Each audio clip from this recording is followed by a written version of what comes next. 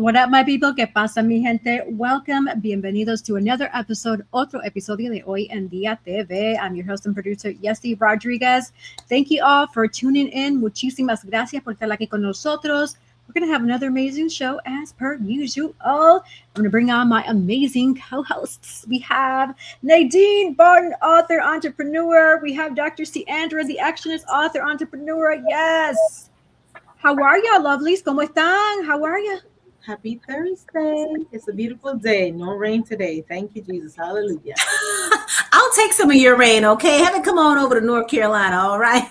But today is lovely. Again, it is a beautiful day. Our high was 88 today. So fun in the sun. So life is good.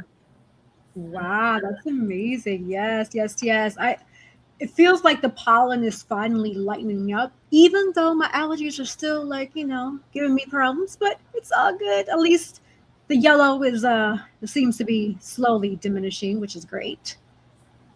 Yes, I'm telling you, I'm recouping from a sinus infection. I think I had kind of mentioned that. I believe I was on the last time, but we had some connectivity because I was on travel, y'all. Your girl was fishing out on St. George's Island in Florida. Give you a shout out. St. George's Island is actually known as the Forgotten Island, right? And it spans right out from the Gulf of Mexico, now known as the Gulf of America. But hey, there was some good fishing there. And so me and the family went out. The boys had an amazing time, y'all. We caught a stingray on accident, right? The hook got stuck in the fin or something, but we were able to get him off and put him back out there, right?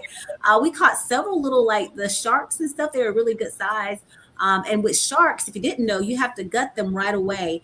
Because sharks, they digest and breathe and do all the things out in their gills, right? So when you catch them, you have to gut them right away to get that out. Because if not, then all that stuff when they die, right, it just leaches out into their skin, and you can taste that in your meat when you're cooking it. And then we caught catfish, we caught trout, we caught whiting, we caught rainbow fish, we caught all kinds of things, right? So it was super cool. Most of it was just for recreational, so we would catch it and we would throw it back. But we did bring some home. We brought about 20 or so home, and we stopped at my parents for about maybe 30 minutes because we were on our trip back to North Carolina. It was pretty amazing. And so it was awesome. So the boys had an amazing time. We were fishing out literally in the ocean because they have an old bridge there.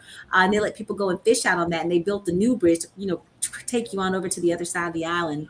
And then we were fishing on the beach as well. So it was nice and fun. And we did get rained on our last day. So that's when we decided to just turn on around and bring it on back in. Because it rains here in Florida, y'all. Somewhere in Florida at 3:00, it's raining somewhere. That's a guarantee. Okay. So we had some torrential downpours and stuff like that. But, you fish in the rain and then we're like, we're out of here. So it was fun. Yeah. Great pastime, but you could have that, girl. I remember growing up, and right before my father passed, he loved fishing. He would go to the Coney Island pier, and that was his favorite thing to do. And I tried doing it with him, but then I realized quickly I needed to use gloves to grab these slimy fishes. And then the fact that when you pick up a fish, you see them look like their eyeballs, they're looking at you, and I'm like, nah, go throw it over there somewhere. So I tried it too. I may consider, doing it again. I just know what to bring this time. Bring some of those cleaning gloves that go all the way up here, right? Bring some goggles. Black rubber gloves. Yeah, the goggles, everything. Even because you got to pick up little worms, right? You got to put it a little hook. There's a lot to it. I'm willing to do it. I just got to prepare myself, right? So you're not made for fishing, honey. Mm-mm. Yeah, it's a very relaxing sport. People just go out, it's very relaxing because there was nothing to do on that island. And so fishing was it. They had a lighthouse and stuff, but it was really nothing to do. And Panama, is right there. It's 45 minutes. So you can go into Panama City. But we didn't go over there. We just stayed there on the island the whole time. I've been to Panama City. It's boring over there. Mm-hmm. Yeah, they were rebuilding from the hurricane from a few years back. I was there when I saw all the destruction after the hurricane had come, and then we've been there recently. Well, last year I went, and they built back up pretty nicely. They're still fixing some areas, but they built back up pretty nicely. Mm-hmm. Okay, that's good. Yeah, Nadine, I know before we jumped on, there was a couple topics that you wanted to bring up. One regarding Olive Garden, the other one regarding a childcare facility. So we're supposed to have a guest on, so I'm not sure if they will be able to join us, but let's go ahead and dive into those interesting topics if you can. Bring them up for us here. let's dive into what happened recently. Yeah, so recently, as per the what's trending now, a young lady worked at Olive Garden for about a year, I may say. And somebody that I guess, by reading the receipt, it was somebody that it was a $30 tab, but they gave her a $700 tip. So the restaurant is saying that, they're going to give it to her past 120 days. Another manager told her 2 to 3 days. And then, she was kind of upset because they didn't want to give her the money initially. So, you know, being a human being, you're going to question it. You work hard for that money. And so rightfully, it belongs to you. So I've never waited anything in any restaurant. So I don't know the ins and out of how it works or whatever the case is. However, um, I guess apparently she wanted to hand it over her shift to somebody else because she was so upset and distraught. So no, they told her no. She finished her shift, went home, came back the next day thinking she's on the schedule going to work, and they fired her. Wow. Like, so they fired her. Interesting. So just to make sure I'm understanding these facts, it was a $30 bill, but it generated a $700 tip. And they paid on their credit card. So I guess they wanted to see if, it's going to be cleared. The bank is going to clear it, whatever the case is. That's what they said. And they didn't give her money. Her mother made the post actually because she has like a 4-year-old who's autistic and she needed a job as a single mom. And she told her managers, I needed the money. So it's rightfully hers. And they fired her. They called her actually to escort her because I could imagine it probably escalated, and it happened here in Georgia, in Fayetteville. So I don't know what words were shared or if it was heated or whatever. We weren't there, but for whatever reason, they fired her. This just inspires me, to work that much harder for myself because, working for people, and I know entrepreneurship isn't for everybody, right? But working for these companies and stuff, like they can just fire you. The law has changed so much. They can just fire you without telling you why you're being fired. It's all wickedness. And it makes me mad, because when you're a good worker, a hard worker, all the things, right, anything can happen and they can just fire you and your livelihood, especially, they say the majority of Americans, we live paycheck to paycheck. We don't even have like enough money saved in the bank, right, for a rainy day. And most people don't have 6 months of, savings and things of that nature, So I don't know. Trying to figure out what happened to my background. It disappeared. It did. But you see how we do this is behind the scenes, right? So you have your screens up. I'm glad I have my thing out there. Y'all get to see all the juicy behind the scenes and what it takes to put on a production, a podcast. I mean, anything. There's just a lot of layers to a lot of moving parts with anything that you do, especially when you're doing a podcast and a production. So, you know what, Nadine, as I'm thinking about that, it's really interesting that the individual that used the credit card, because I even know, and I've had a credit card for years, most credit card companies have a max just for fraud purposes of like $500, right? So the fact that the individual decided to make it a $700 tip, it's like I see two sides. Like my risk side says, that sounds a little suspect because the average person knows there's a max of $500. The other side is like, okay, I get it. They're trying to help somebody, blah, blah, blah.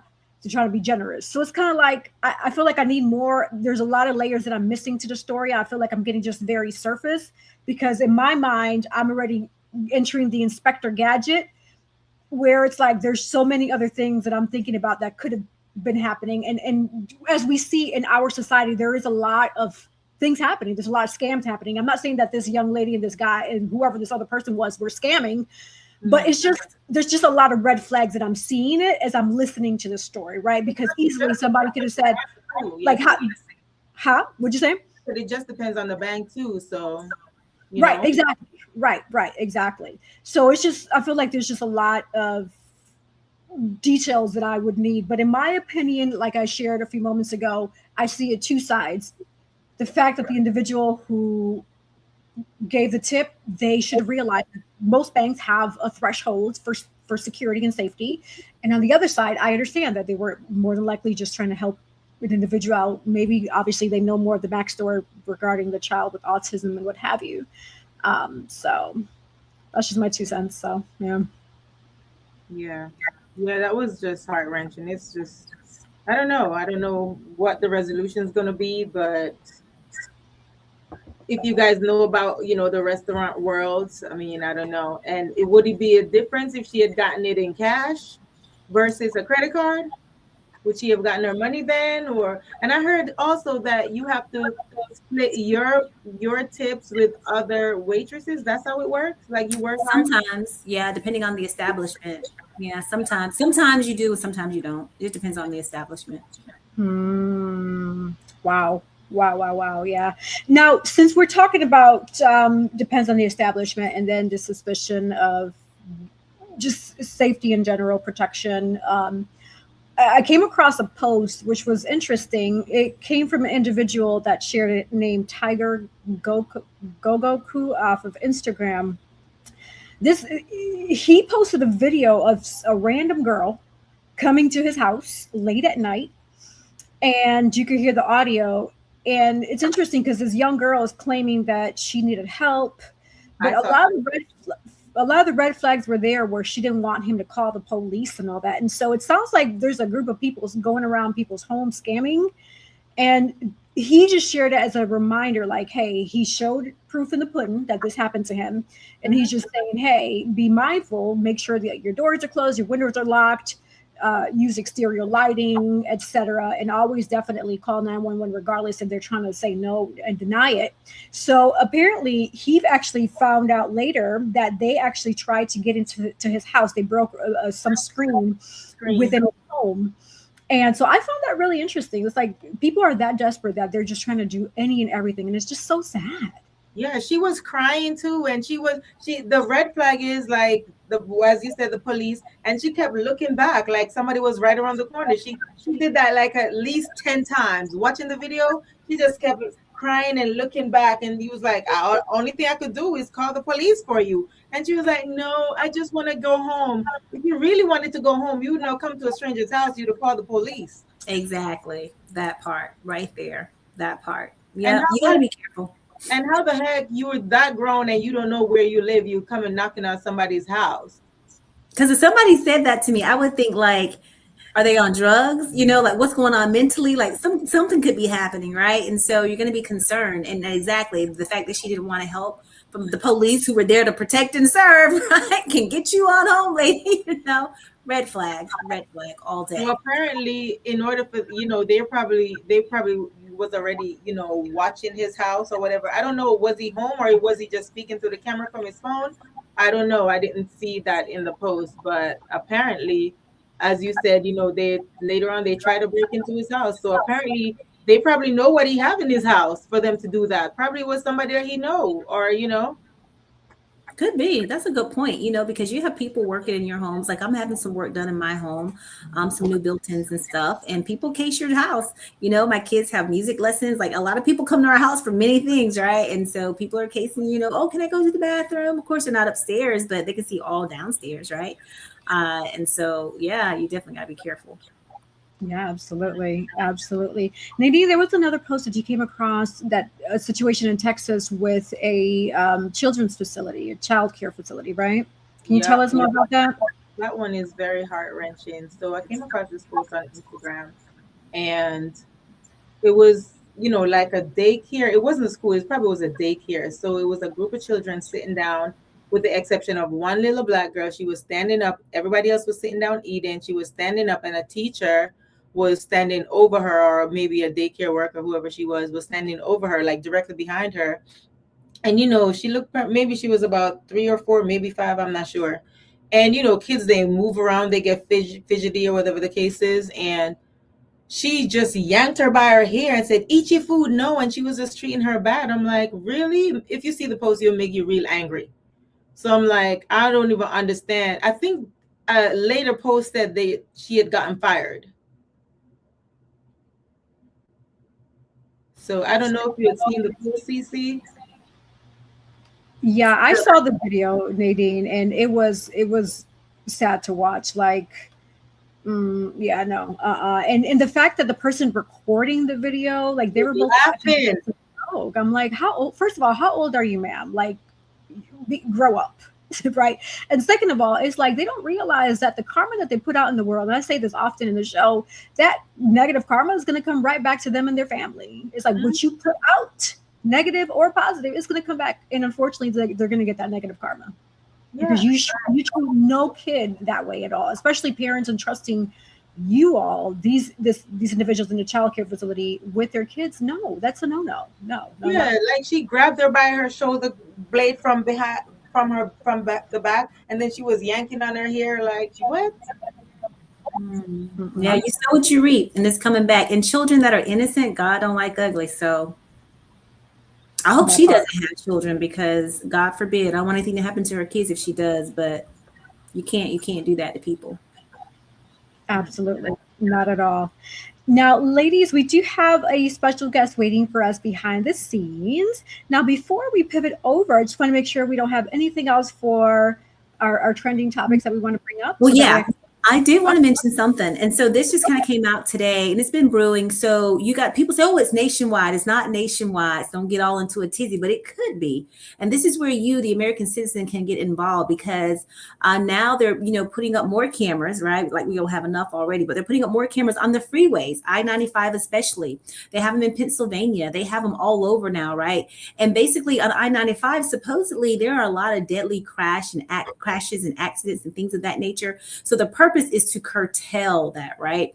And so you have these cameras that are up, and again, police might not be on the scene, but you can get a handy dandy ticket coming right to your door, right? A warning maybe, or maybe a fine, you just don't know. They're putting up a lot of the cameras in the construction zone areas, but this is governed by each state. So every state is different. So where one state may give warnings, others may give fines, some may give jail time. It just all depends on your state, right?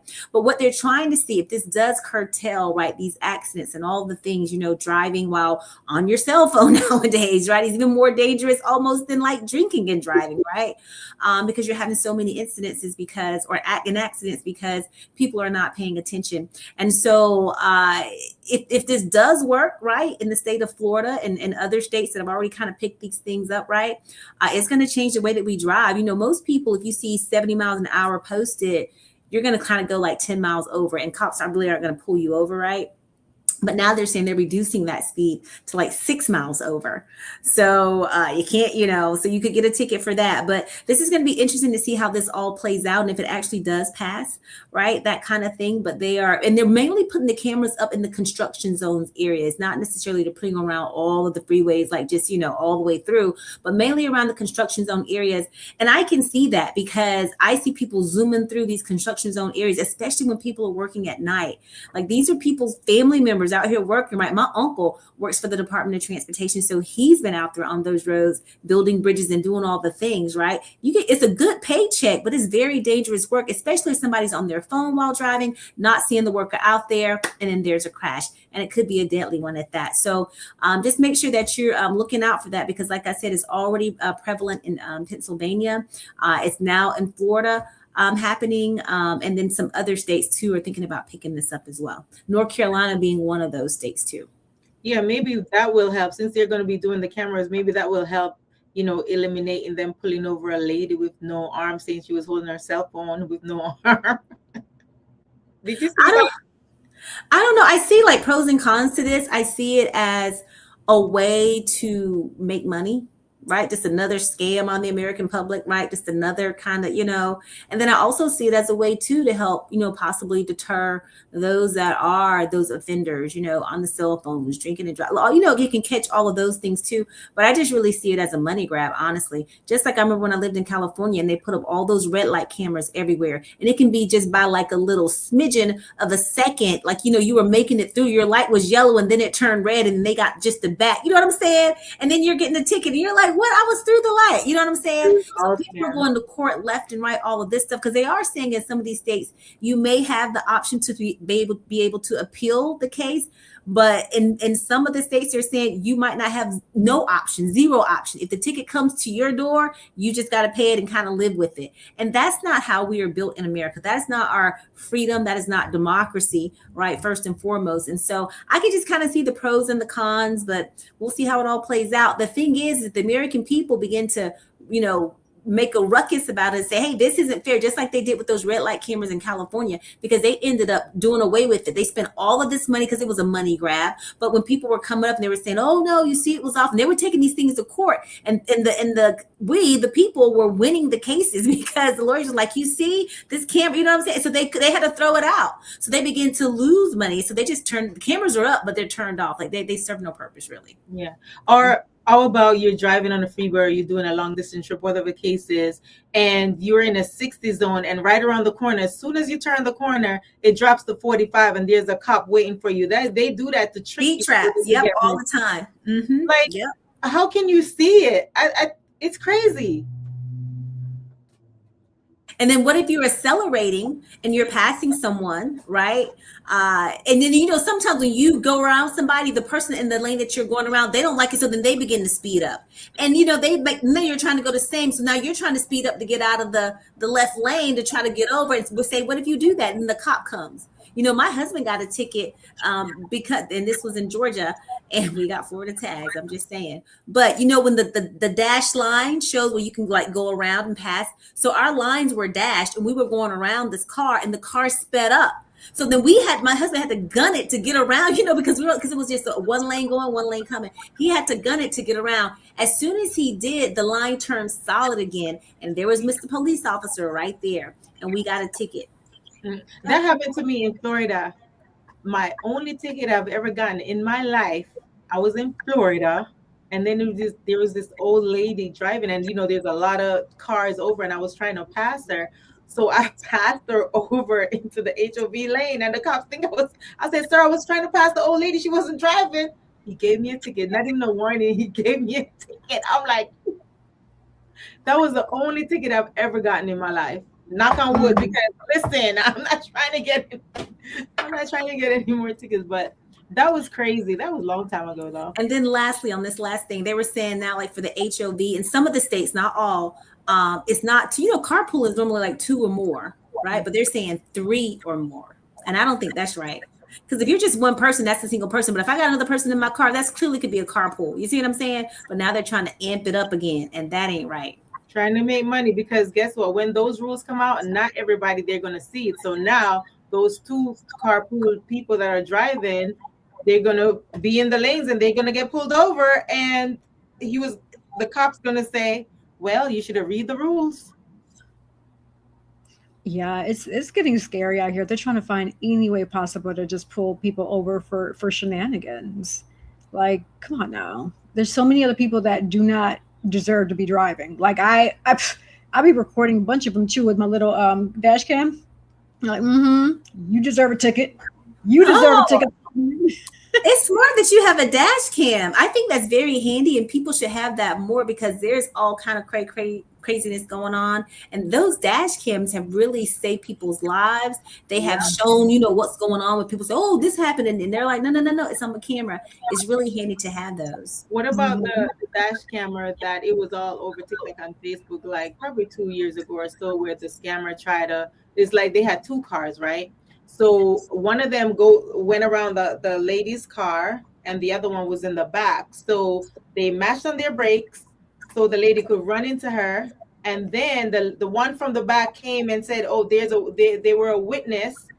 Then you could see them and then the driver, they put a bag in the back of the windshield, like a garbage bag, so they couldn't see it. And then the driver switched seats. They switched seats, but the only thing is they didn't know that young lady had a dash cam, and that's what saved her. I'm telling you, people, shenanigans, scamming people for no reason. This is whoever is listening to me right now that's watching and viewing, and if you know somebody like this who's a scam artist, please encourage them to start their own business and change for the better, change for the positive. We are hardworking people out here. There's so much that you could be doing. Tap into that. Tap into whatever your purpose is, but your purpose is not stealing from other people who are hardworking and not scamming people. Stop it today. Today, mark my words. Today, 6/4/26. Stop. Para allá. Shenanigans. Grow up. How old are you? Right. Grow up. It's time to grow up. That part. Okay. Let's pivot over to sponsor break real quick. And Dr. Cece, would you do us the honors when we come back to invite our guest on? Read her bio. Okay, perfect. Don't go anywhere. We will be right back with Hoy En Día TV. Yes. At Zenza, we believe beauty is a ritual, not just a routine. Rooted in intention and inspired by nature, our skincare is crafted to nourish more than just the skin. It nourishes the spirit. Every jar is made with purpose. Because when you flourish inside, it shows on the outside. Zenza's isn't skincare, soul care. From the moment that I put this Zenza on my skin, it feels most amazing. As you can see, it has your skin glistening, it's moisturizing. You too should get Zenza. Luxurious body butters. Are you looking for the perfect shirt for that special occasion? At Collective Custom Wear, we bring your vision to life. From weddings, family reunions, anniversaries, or casual outing with friends, express yourself with your unique style and leave a memorable mark. Order now. Our custom shirts are designed just for you. A bold builder of people, purpose, and platforms, Girls with Gigs helps high performers and those desiring to achieve more shift mindsets and activate purpose. Whether it's career or leadership development, personal branding, or knowing your worth. In the job market, transformation has never been closer because this is where purpose meets action and dreams become destiny. Book your free consultation today at www.girlswithgigs.com. Yes, there you go. You have it. That was your call to action for those who like to scam people. Find your good purpose today. Reach out to Dr. Cece. The action is she will help you find your positive purpose because scamming people is not it. I'm just telling you right now. That's just not it.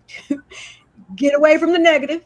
Step into the positive light and find your purpose. Yes. Also, as we know, the skin is the largest organ in our body and we need to take care of it. We need to make sure it stays hydrated, it stays nourished, especially your face, because we want to make sure that, those aging signs stay as far away as possible, right? When you're 60, you can still look 40, but you got to hydrate your skin. So invest in Zenza today.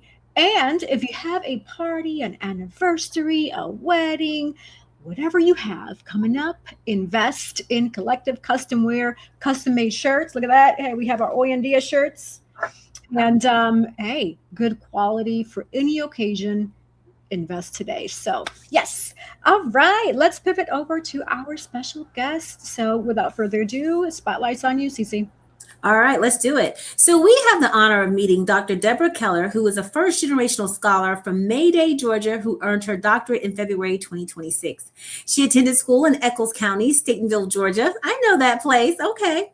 And earned her GED in 1989. For nearly 3 decades, Dr. Keller worked in food service and food service management and has served from 2010 to the present as a home health aide for veterans and the elderly.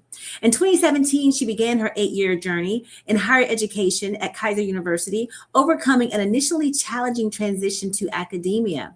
That experience inspired her doctoral research and the development of the Keller Pre-Enrollment Preparedness Questionnaire, a proactive assessment designed to help post-secondary institutions and students better identify readiness for academic commitment and reduce attrition.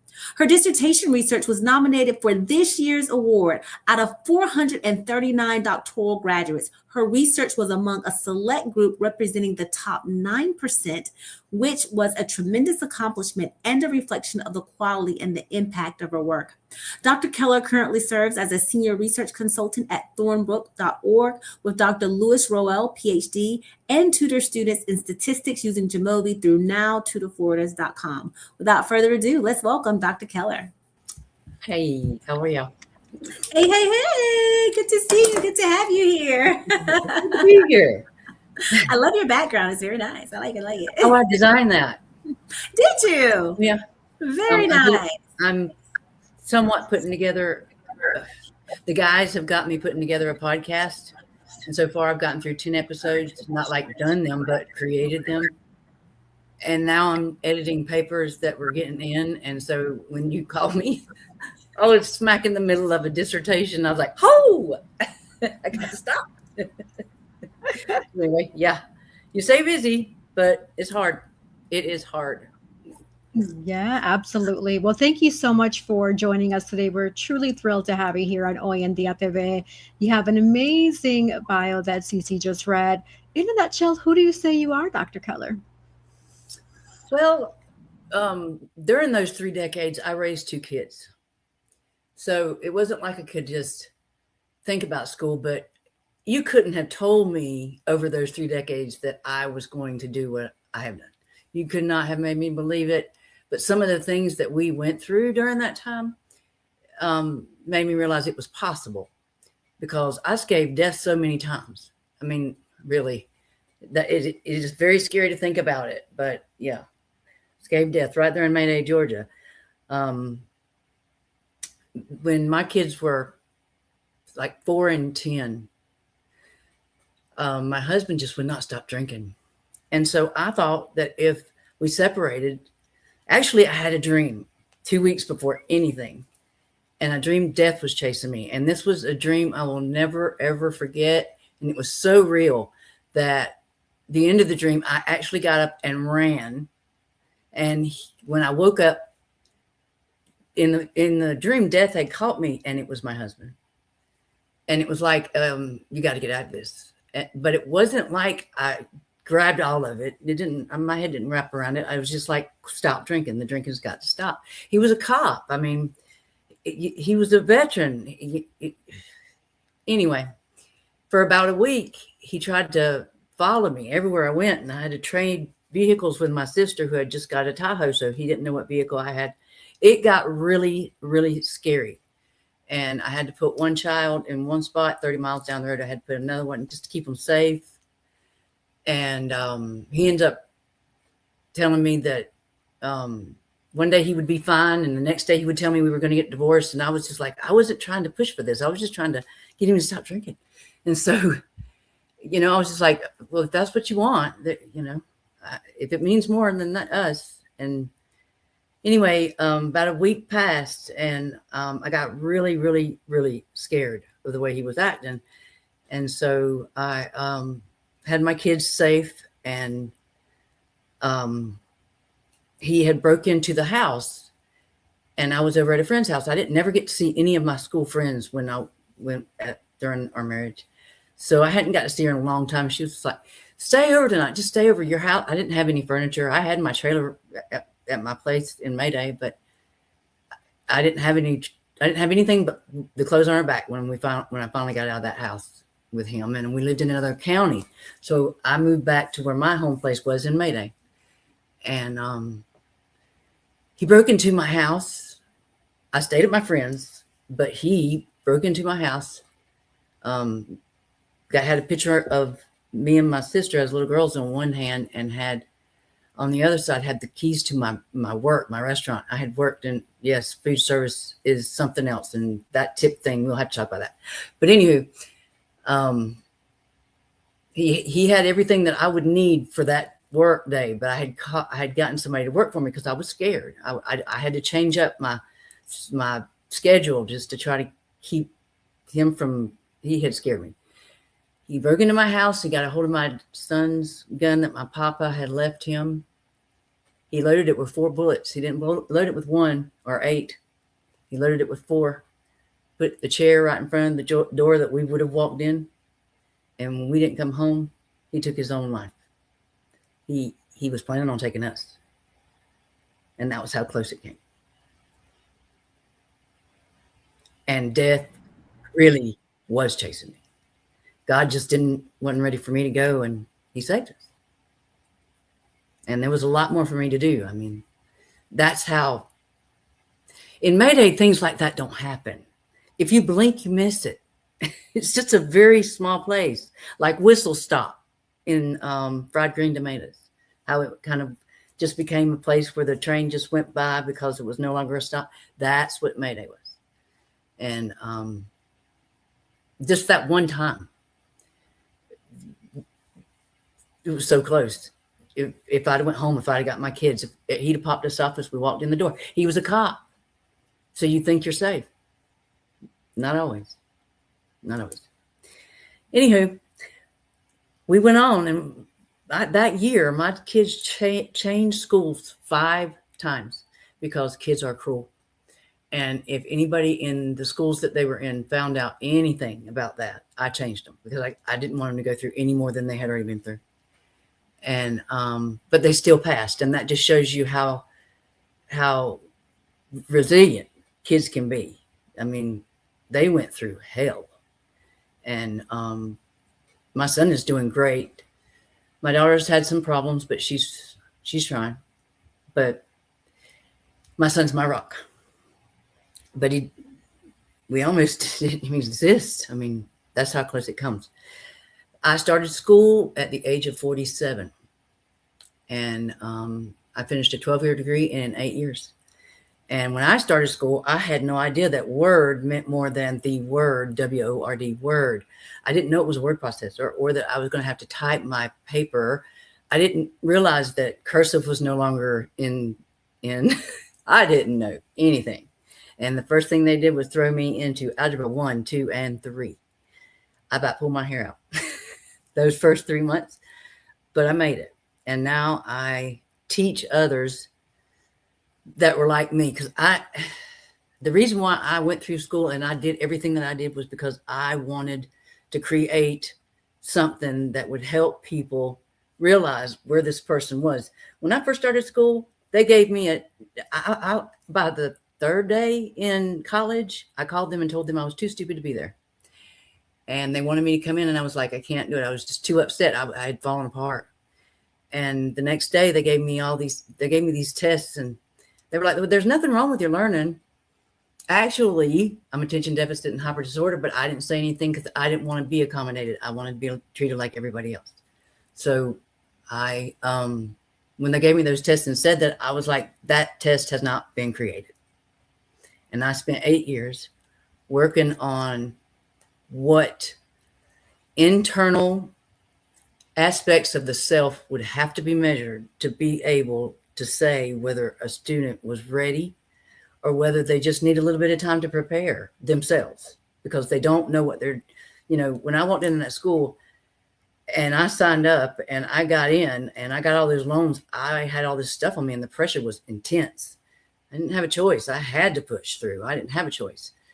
But I do feel like that students should be made aware and be allowed to prepare themselves before going through what I went through so that they have a successful and happier journey, not go through what I went through. Because what I went through was extremely hard. I not only had to learn all of the content, I had to learn how to use tech. And now AI. And the good thing is AI came out when I was in the middle of dissertation. So I was able to get a little bit of that, not a little bit, but a lot. Everybody, you can choose to do that. You can choose to learn about AI or not. And I chose to learn about it because I know it's the future, not because I really like it. If somebody gets on a stage in front of a graduate class and wants to talk about AI, they will be booed off the stage. There are several reasons, but the big ones are that the AI, somebody goes to school and become a doctor in data processing, and now they're obsolete. They went to school for 8 years and now they're replaced by a machine. Or we had to do our work. We had to really work. We had to write. We had to, actually do our work. Now somebody can go in and say the right thing to ChatGPT and pop it out in 5 seconds and go play. And that's not what there are so many reasons because you work really hard. The reason 1% of the world or less are doctors is because it's so hard. It is true. But now with that, if it's used wrong, and that's another thing that I'm working on now, governance needs to be brought in where AI is concerned. It's not that I have anything against it. I just have something against it used inappropriately, period. And I work for a consulting firm and we are dead set against it. That's the reason why I read every dissertation that I edit, because the AI may get it right better than me, but they're not going to feel the passion in the paper like I will. And so it's still we're human beings, and we need to get control on the AI thing. And there needs to be governance where that's concerned, not just where the students are concerned, but where also the teachers are concerned. Because my dissertation, when I started my dissertation, I was told I couldn't use grammar check, spell check, anything. The simple thing that you have in a computer that came 10 years ago, you couldn't use it. I was told I couldn't use it. That was less than 18 months ago. But by, say, 6 months in, I noticed this thumbprint and exclamation point on the side of the computer when I pulled up my paper, and I was like, what is that? And it was one of the teachers putting my paper through AI, grading it. But I was told I couldn't do that. And now that same, or pretty much close to the end, and I reminded my chair that when he said, well, he tried to make excuses that AI was not so bad and all that. It's like, well, hold up. You told me I could use nothing. I use nothing. And now a committee member is putting my paper through AI? Really? So y'all don't have time to grade papers anymore? Okay. Anyhow, the thing is, governance needs to be put on it, just like everything else. It's like used in moderation, anything's okay. But when a student's popping one out just because they know how to accurately use AI wrong, it's not okay. And that's the reason, those are two huge reasons why people that have graduated as of, say, 2025, 2026 are not so okay with it. And they shouldn't be, because AI literally, if allowed, could ruin people's lives. Just like y'all were talking about with the tips and trying to make it. I raised 2 kids that way. I was a manager, and if I didn't get to work on the floor, I would have never made it. So those tips were the reason why my kids got to eat. And I didn't get food stamps. I didn't get welfare. I had to work, and I had to work by myself. I raised both of them alone. My husband was dead. Wow. Thank you so much for sharing all that.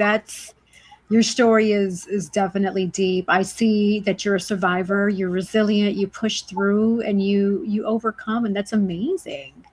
Wow. And what's interesting is I'm listening to your story, and then you taking us back to that situation, that incident in Georgia where you almost met the other side. Me and my kids. I mean, like I said, he did not put 1 bullet in that gun. He did not put 8, and he did not put 6, but he could have. He put 4, right. And there was a reason for that, and I knew it. And right. It just flies all over me. I don't know if y'all would remember this, but the song "Whiskey Lullaby" was the #1 song at the time, and I could not stand to listen to it because of, I don't remember the lyrics or anything. It just broke me because of what I went through, and it still does. I don't mess around with when you've been through trauma, it affects you, and you don't even realize how much it affects you until you realize that thing that you can't do anymore. I don't listen to music a lot, but I do like older music.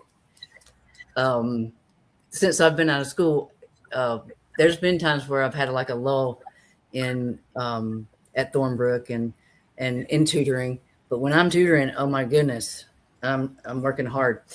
But when I'm in the lull, it helps. I can reflect.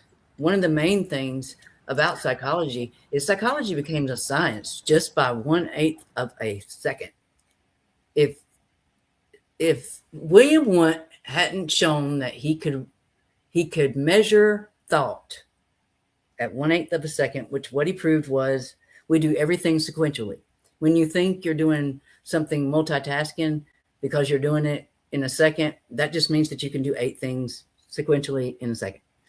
So it happened only by that. He wasn't the smartest Joe on the road. He just figured out how to measure thought using time. Astronomers used to look at the stars and tell the time. And so the time that it would take for them to look at the stars and see the time and write it down, well, time had done passed. Errors are made and people get fired for it. And the whole problem with that was that you cannot look up, get the time and write it down before time's done changed again. So, you know, that's a whole nother subject, but it blew me away that being able to measure the fact that we do not multitask is how psychology started. Still kind of tickles me. You know, I've become a nerd. I really have. When I first started school, math was not my strength. But by the time I got to where I wanted to get, and I never let myself graduate. I never got a diploma. I never went for my associates or my bachelor's or my master's because I wasn't done. They were only stepping stones. And so this one that's coming up is my time. And I was told by student services that I couldn't walk at my graduation, my graduate school graduation down south. And I felt like that was my decision. Whether I wanted to or not, I felt like that was my decision. They said if I walked in Jacksonville, that I couldn't walk down south. And I'm like, hold up. First off, Jacksonville is an undergrad school. And my niece is following in my footsteps. She's been blind since birth, and she's getting her bachelor's in psychology. And she came for my dissertation, final dissertation. And I talked to her about it after it was done. And she was like, well, Aunt Debbie, the truth is blind people don't get to see. Most people don't realize this, but you all see, and that's how you experience. We have to experience to get experience, to get to experience. So that's when she wrote me, you know, she wanted me to graduate so she would get to see it. And she could come, so she could come here and get to tour the school and get to experience it. And I could not tell her that. And so I emailed Dr. Keiser and told him that. And I got special clearance as his guest to be able to graduate down south too. So I'll get to graduate down south and here. So that's amazing. Yes. Well, I'm glad that worked out. That is beautiful. Mm-hmm. Yes. And it's so inspirational too that you're able to inspire your niece too. And you know, now she's pursuing her degrees. That's amazing. Now, Dr. Keller, I just looked this up, but apparently June is Men's Mental Health Month and National Safety Month. And in light of what you shared with the mental health state of your late husband, and just the safety overall, what would be some food for thought or some red flags that individuals who might be in a similar situation who are tuning in right now should be mindful and aware of when it pertains to men's mental health and safety overall, especially what you have to deal with? I would say number one, if they have any crutch is a crutch. So what that means is if it's not just about drinking, it's not just about drugs, it's not just about gambling, it's not just about women, it's about anything that somebody tries to make excuses for when they're doing it more than moderation, when it's more than a casual beer or more than, if you notice these things and there is no real reason, something's up. It's a red flag. The one that acts like he's the perfect one is not. It's usually the one that is quick to say, I'm not the perfect one, that is. When I look back on it, he pursued me. This guy asked me out 40 times before I went out with him. And I was working and I was trying to get somewhere. I had been being raised in Mayday, which means something. It means that my parents were hippies. And there was very little that I knew that was against the law. Like when the K-9 unit came to my school in 5th grade, I had no idea that what they brought and showed us was against the law because I'd been around it all my life. And I, just a kid, didn't know it. You know, you don't know it. It's not hidden. So you don't know that it's bad. until you do. And then when you do, you can either choose to live in it or choose not to. And I chose not to. And that's, you know, when what happened with my husband happened, my grandmother told me that I couldn't stay there, even though I had property there and my house was there. I had to sell my paid for home for $6,000 to move away, which was the best thing that ever happened to me, because I never had to worry about any of that ever again. And I didn't have to worry about walking up on a steel or walking up on a pot, whatever, you know. It was possible, very possible, to do that in Mayday, because that was going on. If somebody was a beekeeper, well, they made liquor. It was just, the childhood was not much of a childhood. It was more like a something. I don't even know how to label that. My parents weren't. My dad died by the time I was 17. He had OD'd, and every one of the people in his family that I ever knew OD'd. I never got to know any of my dad's family, and they tell me that I look just like them, because I don't look like my mother's side at all. My mother was an alcoholic, and she wasn't much of a mother. I don't remember being kissed or hugged or loved. My kids do, but it was only because I never wanted them to feel that void that I felt. So we went through a lot, but my kids are strong, and so am I. And that's what I tell them when they get down, you know, that life's not like the box of chocolates, I guess, but we just have to keep pushing on. And I've been able to accomplish what I feel like anybody who puts their mind to it can.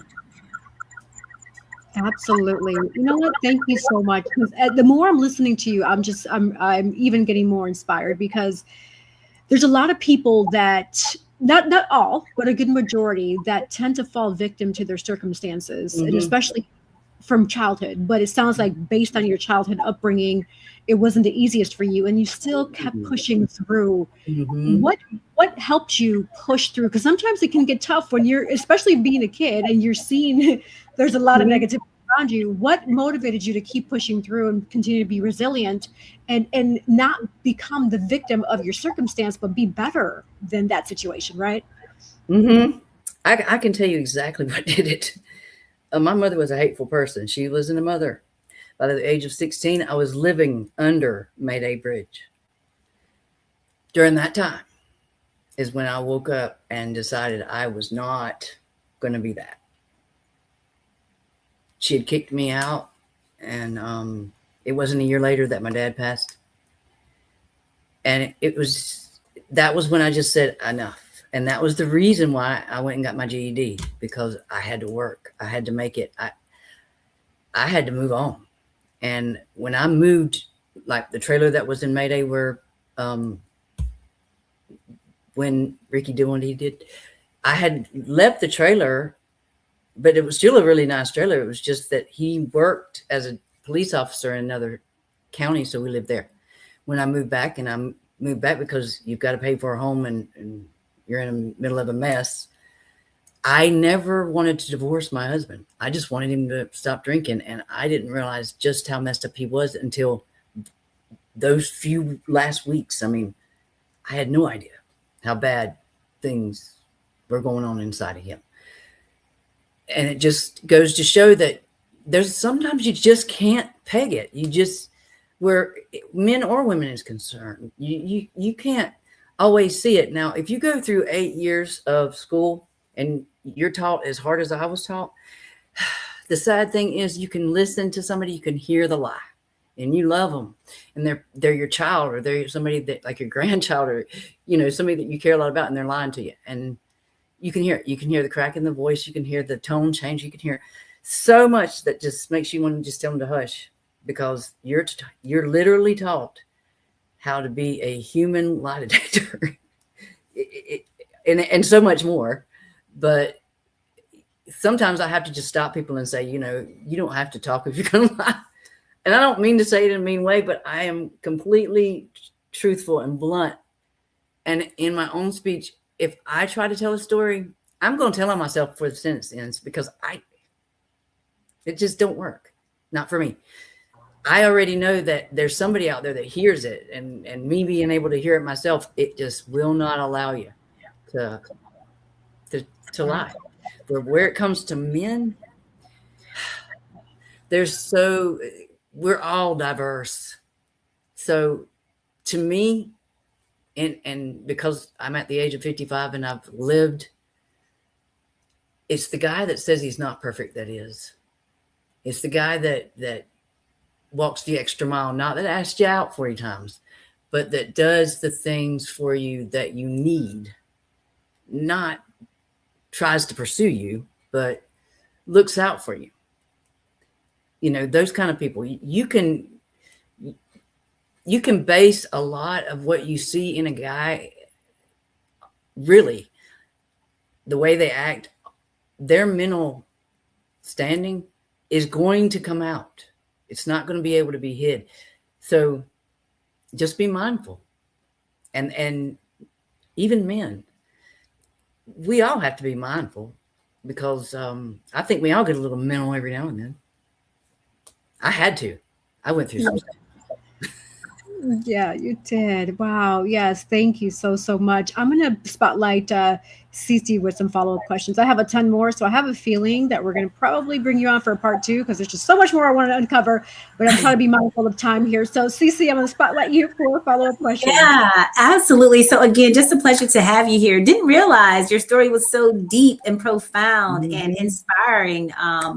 And just loving that you're a survivor, right? And that you just went on to defy the odds. Now, I know that you, and I know about Keiser, right? We were there, right? I understand that. You know, they told me the same thing too about the whole graduation. Because I graduated, I was in Jacksonville, I did that one. But I also went to because I was like, you can't tell me. I spent too much time. Exactly. Look, if they have 10 graduations that year, I'm going to be at all of the graduations. I got a house in Lawrence. They're not going to tell me that I can't graduate. I mean, I never got to graduate ever from everything. I wouldn't allow myself. Plus, I really just wasn't financially able because it's not cheap.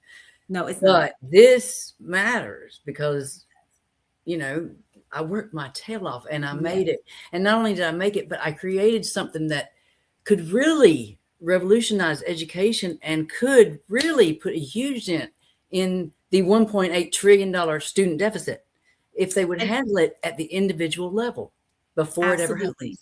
And that's what I want to talk about. So you devised this test, and I want you to talk a little bit about the Keller Pre-Enrollment Questionnaire, Preparedness Questionnaire, because I know a lot of people who aren't doctors, they don't realize and understand how deep the work is. Like, your mental is gone. I tell everybody, I say my brain was broken. Like I could, you know, it took a lot to come down. But tell me about like when you were developing, right, this questionnaire, because a lot of times we'll go and we'll read journals and things of that nature, and you'll see all the names, right, of who developed all that stuff. But now you're one of those people within those journals now, right?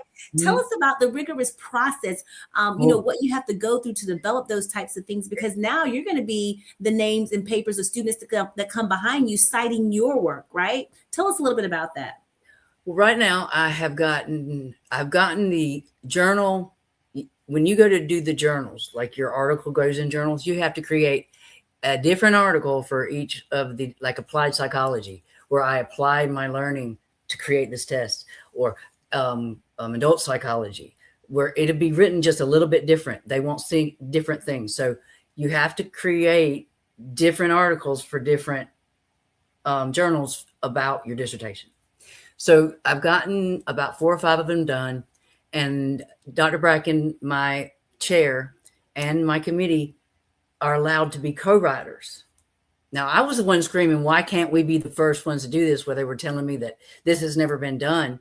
And I was like, well, the first one walked. Why can't we be the first ones? You know, and that really kind of stopped them, you know, because I was dead set on doing it. I didn't know if it was going to work. I really, you know, anticipated and hoped, but I didn't know if it was going to work. What I did was I looked at self-esteem, and I looked at, I really, like, when you do, when you reflect on what was it that had me call the school and tell them in my 3rd day that I was too stupid to be there. What was that? I mean, I dug for that one. And what it was something called a motivation. And a motivation is not the opposite of motivation. It's the total lack of motivation present at all. And you literally sit on the ground and grow roots. And it takes somebody snatching you really hard to pull you up, or you pushing really hard to get back up and actually try. Because a motivation is so negative. It will pull you down. I've seen students, I've seen it. Over the years, I realized this is what it is. And so what I used was validated tests that had been created that tested self-esteem, that tested academic motivation, that tested a motivation, and that tested one's intuition to persist in their academics, their strength, their push, their perseverance to want to go to in academics. And those were the tests that I put together to create the KEPEQ. And it takes about 5 to 7 minutes to take. And now these were validated tests as self-esteem test, academic motivation, a motivation, and intent to persist. They were not like validated for mine. I have to get my journal. I got to get my paper in journals for it to be reviewed for people to use this test. And I'm very excited about that because I've already created, when you create a test like that, you have to create a manual. You have to create how to use it, your intervention, how long the intervention would be, what a long term, what a short term. I mean, there's aspects about it. It's kind of like putting together a podcast, which y'all were talking about earlier. There's very many layers, and it kind of has the layer on top of each other to be able to cover everything. So, I mean, I worked on this thing for a very long time, and there are people that are skeptical, and I'm not really worried about it because everybody was skeptical of the thing that came true before. I mean, I'm not worried about it a bit. What I did was I looked at the things that were eating at me that week the hardest. And when I figured out there was actually a term for what was going on with me that day, and that my self-esteem was at the bottom of the floor, I was in algebra. Do y'all know what it's like to be in algebra? When you haven't been to school 35 years? It's horrific. It's really hard. They won't allow you to use the calculator until you can figure it out. And once I figured it out, I didn't want to use the calculator. You know, what was that for? That's just another something that's going to take away my brain. Anyway, I used the things that I knew. Once I knew that there was no test that could do what I felt like that needed to be done when I first started, I started within the second week thinking, what was that had me like that? So yeah, it took a lot of work, and I'm still working on it as of today. I mean, I'm still working on it, but I feel like in the end it'll pay off. I feel like it is needed. I feel like it could be used in like people in 12th grade who say two doctors have a child and they feel like that child is going to be a doctor because why? They're doctors. Well, what if the child wants to be a construction worker or wants to be an artist, but they don't want to let their parents down? They take this test. They that shows that they are capable, but they're capable of being something great at something else. You know, it's a way for institutions and for students to be able to grab hold of their mindset, to be able to understand where they are in their mindset. And if they want to persevere in school, to ready themselves. I have a fast track. I have a slow track, you know, a longitudinal kind of thing, like 8 week, and then even a 4 week fast pace where within the month. If they do the things that are in the manual, it will help to bring them up. It will help to pull them through. If somebody actually wants to do something, they can do it. But sometimes we just need a little help. We do. We do. You know, that's little help. What the KEPEQ is all about. Yeah, and I'm glad you did the work. I'm glad that you saw that there was a gap, right? Because you're always looking for the gaps, right? And so we got to fill the gap, and we got to fill it in because we got to be able to help people. That's what we're here for. That's what our purpose is, to be able to help. And so this test that you're designing, have designed, that you're still testing, you're getting published, and all these things, right? Because it's still a lot of work. I'm doing some stuff right now with PSYOP to do all of those things. So I just commend you on that. It's been a pleasure chatting with you. I'm going to pin it over to Nadine now because she might have a question there. Go ahead, Nadine. Yes, welcome, Dr. Keller. It's a pleasure having you here. So my question that I have, right? So I served 24 years in the military, and after retiring, I started my master's. So what advice would you give to the adults that, wanting to start going to school at this time in their lives? Find something that you love, that you have a deep, deep passion for, and it will pull you all the way through. But don't do that thing that everybody wants you to do. Do the thing that you are passionate about, and that will pull you through. Absolutely. Absolutely. Thank you. Yeah, that's all the question that I have. Love your accent. It reminds me so much of a friend of mine. I'm from Jamaica. She's so good. I miss her so much, but yeah, your accent. She was from the Bahamas. Oh, thank you. One of my other best is she's from the Bahamas. I'm from Jamaica, though. Yeah. Wow. We are truly thrilled to have you, Dr. Keller. I definitely would love to have you on for a part 2 because I feel like there's just so much more that we can uncover, especially with your story. It's very deep. It's very layered. And I'm one of those that I like to tell this.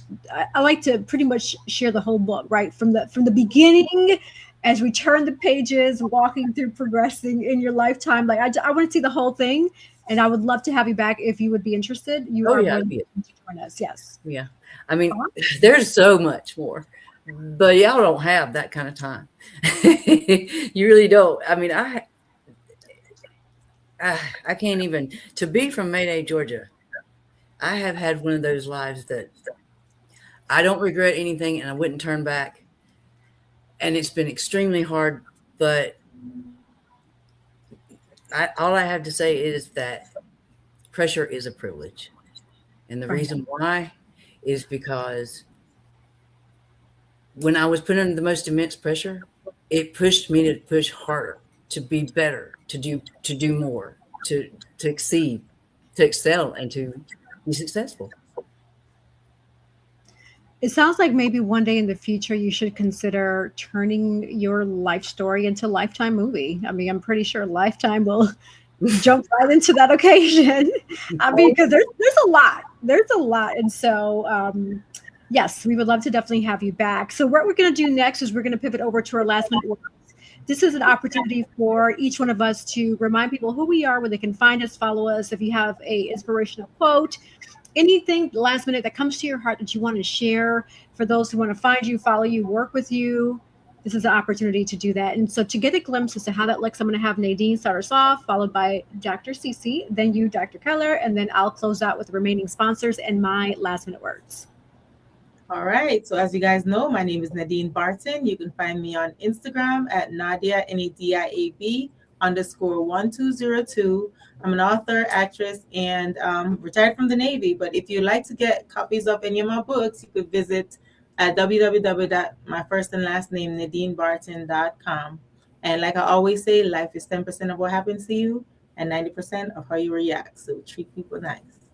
I love it. I love it. And so, hey, I'm your girl, Siandra the Actions with Inspire for Purpose and also Girls with Gigs, where we help to equip, empower, and help you to execute your mission, right? So we are your solutionists, right? We help you put it into action so that you can get it done. Remember, nothing positive ever came from negative thinking. So think on those things that are noble. Think on those things that are pure. Think on those things that are of a good report. If there's anything that's praiseworthy, anything that's of any virtue, think on those things. And as always, love and light. And inspire for purpose. My name is Debora Keller, Dr. Debora Keller. I can be found on nowtutorfl.com. I have a Facebook. You just look up Debora Keller. You're going to find me. I live in Jacksonville, Florida. I do have an Instagram account. I have a LinkedIn.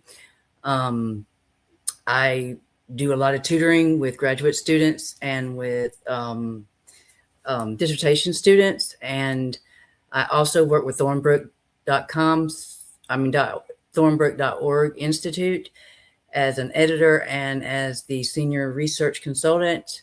And just remember, pressure is a privilege, and don't waste it.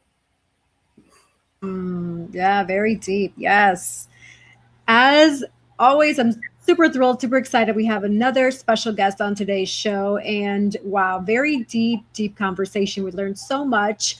But before I close out the show, let's spotlight our remaining sponsors. So don't go anywhere. We'll be right back with Hoy En Día TV.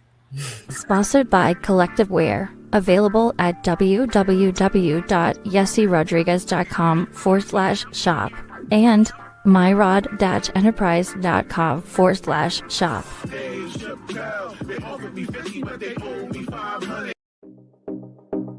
Sponsored by Divine Beauty and Accessories.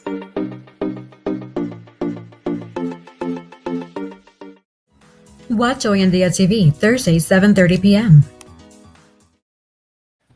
Yes, Hoy En Día TV is every Thursday, 7:30 p.m. Catch reruns Sundays, 7:30 p.m. Also, you can listen to us different streaming services, so Amazon Music, Apple Music, Spotify, Deezer, RSS. We're all over the place. To make it simple for you, you have two options. You can either go on Google or your favorite browser, just type in Hoy En Día TV podcast, and voila, we'll pull up in different channels. Or you can go on my website, yessirodriguez.com. On the upper left-hand corner, select that drop-down, Hoy En Día TV. And voila, that page will navigate you to the different links, and you can listen to us whether you are working out, whether you are cleaning the house, whether you are cooking, whether you are going for a walk, whatever it is, traveling, right, at the airport. Listen to Hoy En Día TV. We have so many inspiring stories, so much to say, because we are about life, lifestyle, the good, the bad, ups and downs. We are here to positively motivate, educate, enlighten, inspire, and entertain you, the viewer and listener. And I know we did that today. Another amazing episode. For those who want to find me and follow me, go on Google, type in Yessi Rodriguez, and you can find me there. So yes, thank you all for tuning in to another amazing episode of Hoy En Día TV. Until next week, hasta pronto. See you later.